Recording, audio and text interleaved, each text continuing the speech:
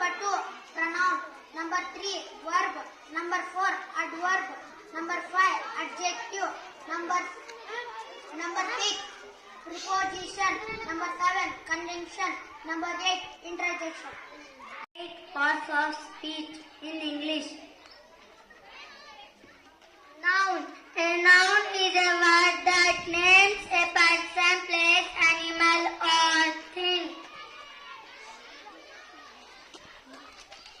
Persons are Wahab, Jawaharlal Nehru, Mahatma Gandhi. Animals are elephant, tiger, lion. Things are bag, pencil, book.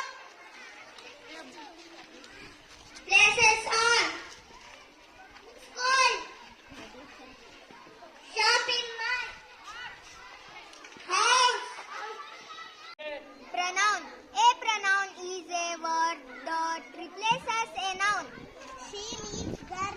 She is beautiful. He means boy. He is tall. I means I am a boy.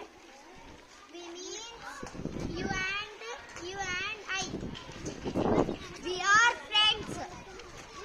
It used for things and animals. This is a pen. It is a glue. They means more than one person, animals and things. They are listening.